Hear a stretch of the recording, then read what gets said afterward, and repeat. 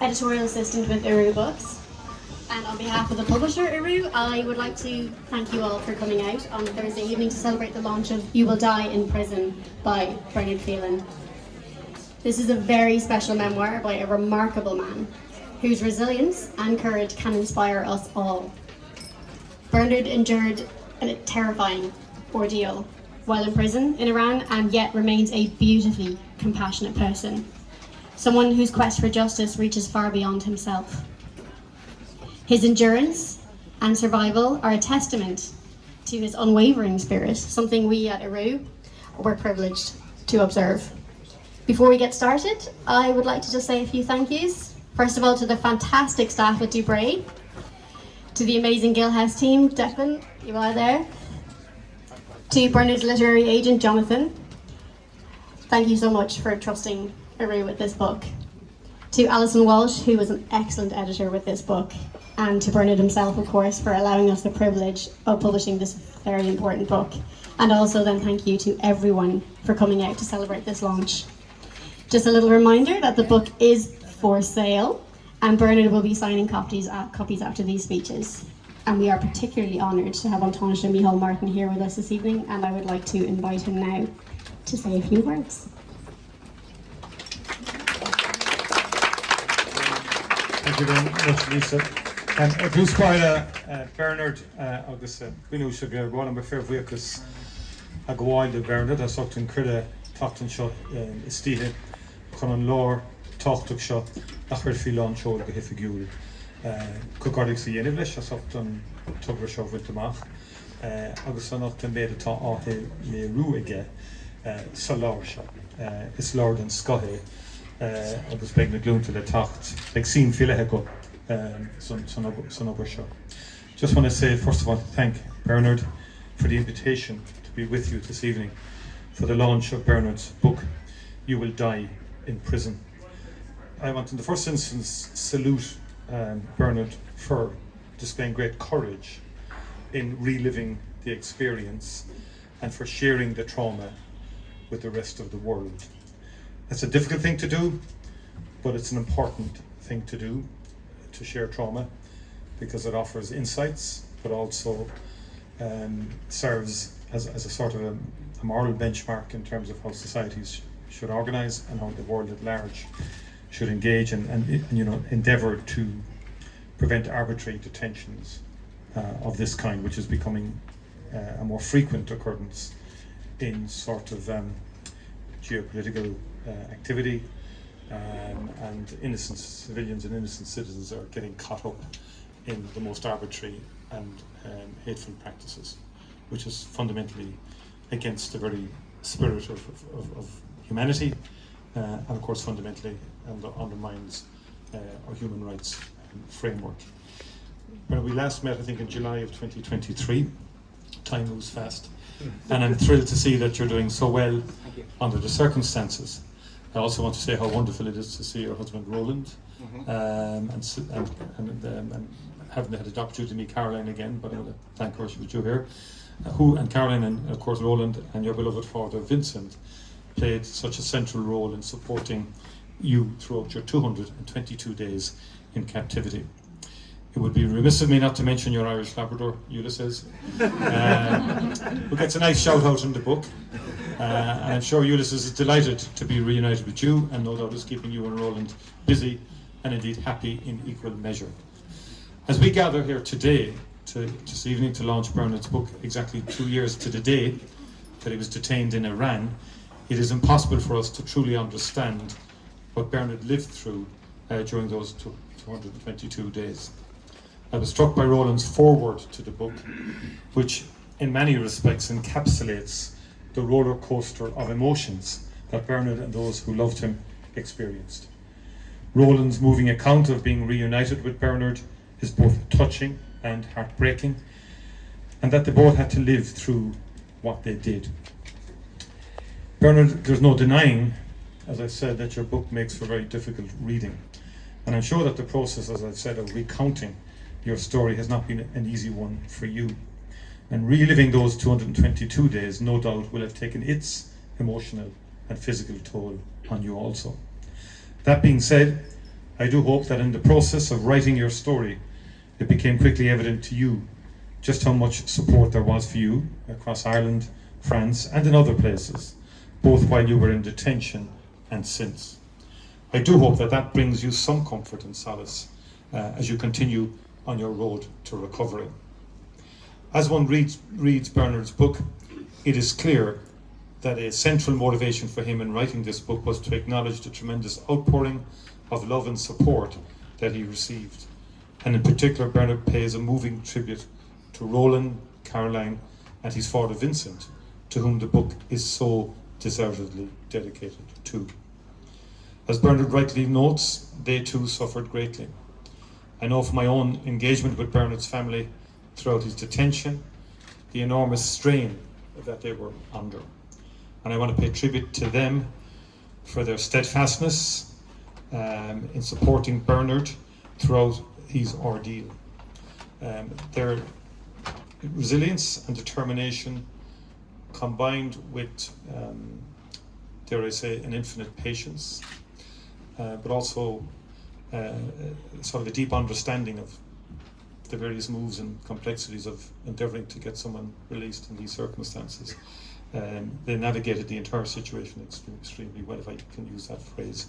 And I think they deserve in particular to be commended. Astonished Ministers for Foreign Affairs, with my officials, we saw the securing of your release as a priority and at the earliest opportunity. I saw that when I became appointed as Minister for Foreign Affairs, and in all my conversations with my Iranian counterpart, I made very clear my deep concern for Bernard's well-being and sought his urgent release on humanitarian grounds. And I'm deeply appreciative of the work that officials in my department did in working so diligently, both at home and in Tehran and elsewhere, so diligently to secure Bernard's release. This was a complex case, and it took deft management by many individuals to bring about the resolution that we all wanted, Bernard's release. And I place strong emphasis as Minister, generally speaking, on the role that the Irish government generally plays in supporting Irish citizens overseas. It's a fundamental pillar of our department's policy or strategic focus and framework and ethos. And the provision of responsive and empathetic consular assistance is correctly central to the work of the Department of Foreign Affairs, and it needs to be. And in Bernard's case, this was no different, and we left no stone unturned in our efforts to secure his release. Of course, we did not work alone, and I do want to acknowledge the strong support and assistance that we received from other member states of the European Union, but in particular our nearest EU neighbour, France. It was a very difficult period. It was fraught. Other countries, member states, we would meet at EU Council meetings, and everybody's kind of checking up on each other's representations and so on. And like reflecting on that, here you have 4 to 5 foreign ministers. They're citizens are in arbitrary detention by a country like Iran, all innocent. It's a fairly sort of harrowing, not harrowing for the ministers, but it's a reflection on where we are in terms of international politics and the cynicism of how countries and regimes can behave. France and Ireland worked together on this in terms of Bernard's release, and we worked as one to support Bernard and his earliest possible release. And that's testament to the strong partnership and trust that exists between us as two countries, and indeed across the European Union with other member states, Belgium and others in particular. And I thank all involved in respect of that, and our French colleagues for their collegiality. Consular cases in particular, we use that phrase consular cases, but cases involving citizens. And they range in, they have diverse sort of origins and so on. This is at the worst of the apex of scenarios that one can have to deal with. But they do demonstrate the importance of our diplomatic footprint, and this isn't often understood in national discourse or national debate. Like I believe in the power of diplomacy and keeping diplomatic channels open, irrespective of what's going on. And I don't mean, and diplomatic channels does not mean an endorsement of any country or any government or any regime. but it's there, and it can be powerful when we need to work on behalf of our citizens. And it's important in terms of our capacity and ability to sustain and develop relationships, even with those with whom we do disagree with on many issues. And sadly, Bernard's case is not unique. Ireland deplores Iran's practice of arbitrary detentions of foreign and dual nationals. We continue to engage with European Union partners on the issue. We have heard some suggestions from the new government in Tehran that the remaining detainees will be released shortly, which would be very welcome news. And until that happens, we will continue the very delicate work required to address these issues. And more broadly, I believe that the recent reopening of an Irish embassy in Tehran will allow Ireland to deliver more effectively clear and firm messages on a wide range of issues, including the human rights situation in Iran. And I've opened up channels with the new foreign minister to make these very points. It can be challenging and it can be difficult. And one is dealing with a very skillful government who, two steps forward, one step back, or one step forward, two back, and so forth. But we're now in a very difficult situation in the region, and in many ways, that's why Ireland looks at everything through the lens of international humanitarian law, through human rights frameworks. So there's a consistency in the Irish approach, no matter who we're dealing with. And the Middle East is complex. Iran has played a malign role in the Middle East, let's be clear about that, in terms of its sponsoring of proxies, as they're called, and that's Hezbollah.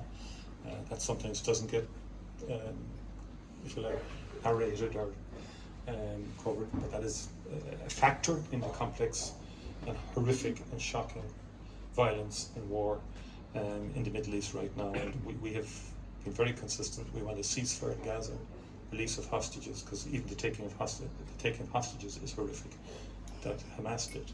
We should not forget there's 100 people in captivity, and it's quite shocking that they have been deprived of their human rights. The attack on Gaza, disproportionate and excessive, and should stop immediately. What's happening to the people of Gaza is horrific.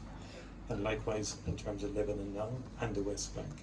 We need peace, we need diplomacy, we need a democratic pathway. And in many ways, Bernard's arbitrary detention and the book itself shines a light on one aspect, if you like, of what is a very complex region, and the kind of degree to which European citizens are at risk in scenarios such as this. Sorry for detouring a bit there. In conclusion, I want to quote a line from your book that stuck with me. The quote is taken from a letter that a group of young children sent to you, in which they wrote, and I quote, "We are thinking of you. We are now many who know about your situation. Everything will be fine, Bernard. We send you all our positive thoughts." The optimism of youth. I too, Bernard, want to once again send you positive thoughts as you look to the future and continue to rebuild your life after your very difficult and traumatic ordeal. And I have no doubt that with the continued love and support of Roland, Caroline and Vincent, that each day it will become easier for you. Thank you for sharing this with us. Got a bit of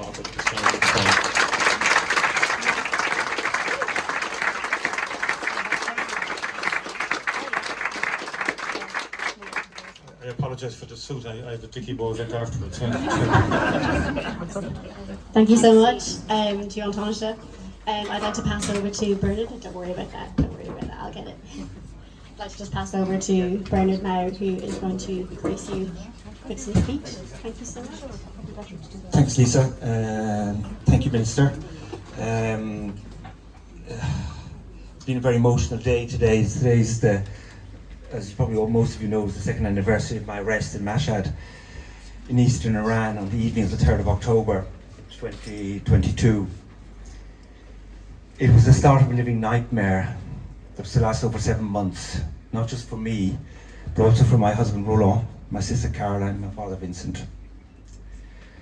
During my first days in solitary confinement, lying on the floor in my cell in the interrogation centre, I decided that I shall have to tell the story when I get out. I initially wanted to call the book Full Board in Ayatollah Land. You'll probably be surprised by the humour. Well, humour was one of the most important things that was going to help me keep my sanity. It helped me to get through terrible moments, like when in the basement of the Revolutionary Court, another prisoner came up to me, drawing his finger across his throat and calling out Daesh. Over time, I was left waiting in a room before going to a prison minibus with handcuffs and shackles. There were hooks along the wall, brown stains with straps. This is where they flogged prisoners. The stains were dried blood. Let me read you just two little short extracts from the book.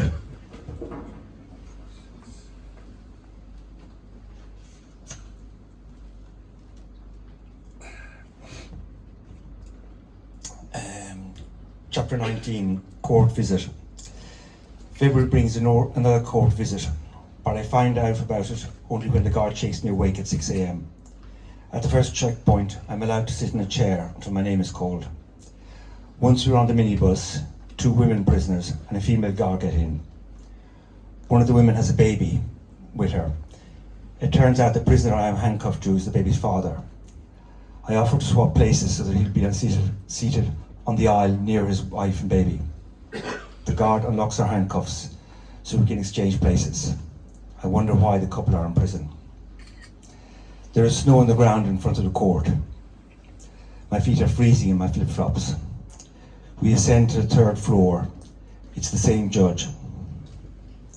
This time, the hearing is about 2 pieces of pottery I found in my rucksack. I hope you realise that these pieces are 900 years old and valuable. That's wonderful, I reply. Is there a reward?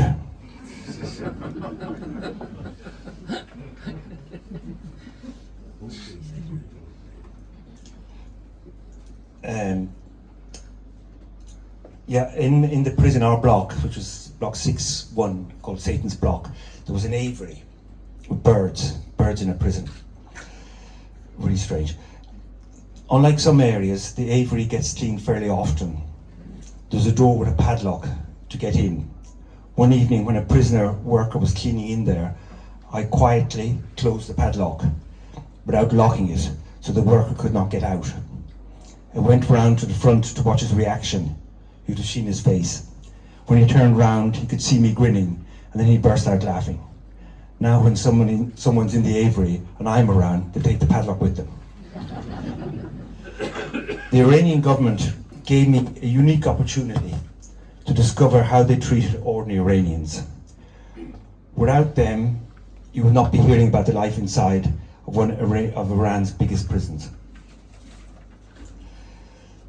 The book would not have been possible without, firstly, Jonathan Williams, my agent and very patient reader. Jonathan, as you know, I've never written a book before, and when I'm writing up the credits, I forgot to include you. Sorry. Next, Olivia Renshaw, whose advice on sorting out the grammar and layout were invaluable. Thank you, Olivia. Deirdre, my publisher, can't be here this evening. She's ill, suffering. And her team, Lisa, Alison, Marina for the audiobook. Thank you for your patience. Thank you also to Declan Heaney and Simon Hess for organising the promotional work and getting my book into the shops. Thank you, Tom Hoban, the manager of Dewberry Bookshop in Grafton Street, for allowing this event to take place. I would also like to take this opportunity to thank all those people here in Ireland and around the world that battled for my release, many of you here today. There are so many people that have been involved in my case, it would be impossible to mention everyone. However, I would like to mention my cousins Patricia Phelan in Scotland and Greg Corry Crow in Florida, who helped Caroline Roland to cope with getting me out of Iran. They could not be here this evening, but my thoughts are with them both. I would like you to have a thought for my 42-year-old cellmate, Taj Mohammed Kamali, a political prisoner who's in prison for 10 years. I very recently learned that he's been condemned to death again. His previous sentence was dropped while he was in prison. Lastly but not least, I would like to thank the person I love the most, my husband, Roland. Thank you.